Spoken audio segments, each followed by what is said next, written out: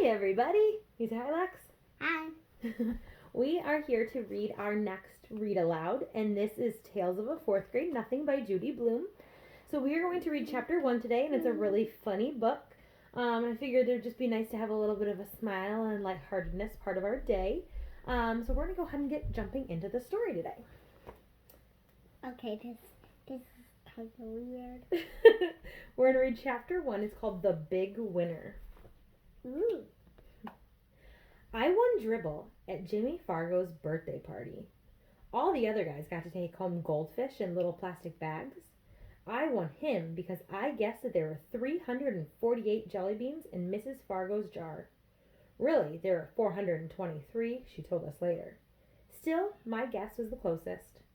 Peter Warren Hatcher is the big winner, Mrs. Fargo announced. What do you think dribble is? If you A won drool man? A drool man? Yeah. All right. Father. That would be pretty silly. Yeah. All right. At first, I felt bad that I didn't get a goldfish, too. Then Jimmy handed me a glass bowl. Inside, there were some water and 3 rocks. A tiny green turtle was sleeping on the biggest rock. So what's dribble? He's a turtle. He got a little baby turtle. All the other guys looked at their goldfish. I knew what they were thinking. They wish they could have a tiny green turtle, too. Would you like to have a green turtle? Yeah, in my house for a pet. That would be super cool. Yeah. Do you think it would be easier or harder than having a puppy? I think I would do both. You're goofy. All right. I named my turtle Dribble while I was walking home from Jimmy's party. I live at 25 West 68th Street. It's an old apartment building, but it's got one of the best elevators in New York City. There are mirrors all around. You can see yourself from every angle. There's a soft cushioned bench to sit on if you're too tired to stand. The elevator operator's name is Henry Bevelheimer. What in the... I know. He lets us call him Henry because Bevelheimer's very hard to say. Can you say Bevelheimer? Bevelheimer. Our apartment's on the 12th floor, but I don't have to tell Henry. He already knows. He knows everybody in the building. He's that smart. He even knows I'm 9 and in 4th grade. You guys are in 4th grade, and some of you are 9, some of you are 10, so you guys will be able to relate to this character a lot. I'm actually 4, and I go in pre-K. I showed him Dribble right away. I won him at the birthday party, I said. Henry smiled. Your mother's going to be surprised. If you brought home a turtle from a birthday party, do you think Mommy would be good surprised or bad surprised? Bad surprise. Why? Because I'll tell you how. Why are you taking your turtle to a birthday party? No, he didn't take a turtle to a birthday party. He won a turtle at a birthday party. So it's like you going to Amaya's birthday party and coming home with a turtle. Do you think Mommy would be happy or a little upset? Upset. Why? Because if I thought I brought a turtle to a birthday party, you would be very mad if he pooped in there. Well, yeah, Mommy would not want to have to be responsible for a turtle you brought home. Or a caterpillar that could poop. Did you know a caterpillar at our school pooped on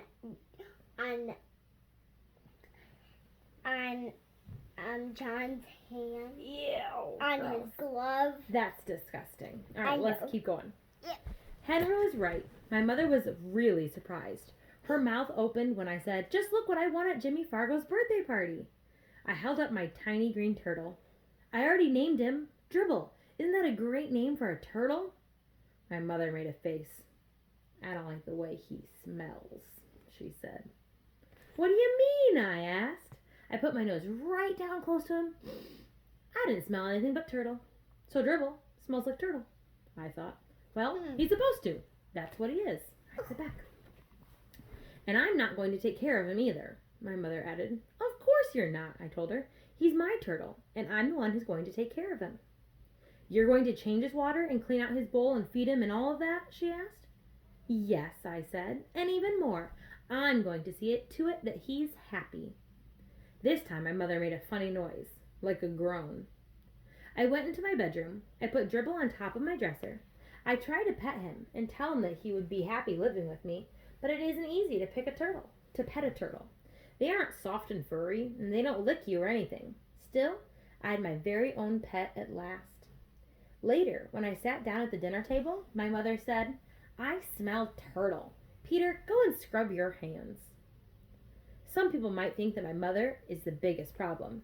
She doesn't like turtles, and she's always telling me to scrub my hands. That doesn't mean just run them under the water. Scrub means I'm supposed to use soap and rub my hands together. Can you show me how you would rub your hands together? That's what we have to do a lot right now, right? We have to keep all those germs off. Yep. Could you imagine not only have to keep the germs off, but also have to keep stinky turtle smell off your hands? You have to scrub a lot, huh? Yep. Then I've got to rinse and dry them. I ought to know by now. I've heard it enough. But my mother isn't the biggest problem. Neither is my father. He spends a lot of time watching commercials on TV. That's because he's in the advertising business. Do you know what that means? He makes commercials. Do you know all those little advertisements that you hate watching on TV? That's what his daddy does for a living. He actually makes commercials. Doesn't that sound kind of cool? I hate commercials. I know. You love to fast forward through them, don't you? Hey, can you put your feet down for me, please? Why? Because the kiddos want to be able to see the book. Okay? Oh, donuts. I know. It's tough. I know. It's tough being a kid. Yeah. These days, his favorite commercial is the one about Juicy O. He wrote it himself. And the president of the Juicy O company liked it so much they sent my father a whole crate of Juicy O for our family to drink. It tastes like a combination of oranges, pineapples, grapefruits, pears, and bananas. Does that sound delicious? Oh, yes. Oh, yes. You love fruit, don't you? Oh, yes, I do. And if you want to know the truth, I'm getting pretty sick of drinking it. But Juicy O isn't my biggest problem either. My biggest problem is my brother, Farley Drexel Hatcher. Oh, He's 2.5 years old. Everybody calls him Fudge. Fudge, that's a horrible name. I feel sorry for him. Yeah. If he's going to grow up with a name like Fudge, but I don't say a word, it's none of my business. Fudge is always in my way.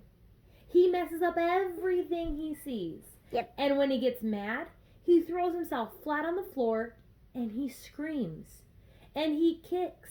And he bangs his fists. And the only time I really like him is when he's sleeping.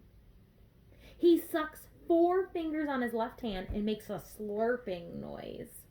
When Fudge saw Dribble, he said, "Ooh, see." And I said, "That's my turtle. Get it? Mine. You don't touch him." And Fudge said, "No touch." And then he laughed like crazy. Do you think Fudge will actually not touch the turtle? Yeah. Or do you think Fudge will sneak in and touch that turtle at some time? Mhm. I mean, you've got a little brother. Does your little brother drive you crazy sometimes?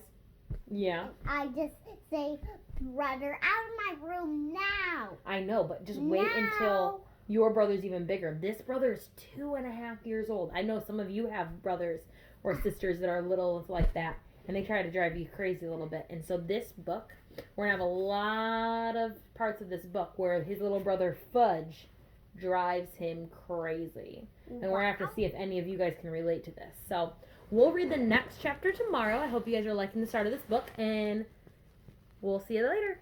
Bye.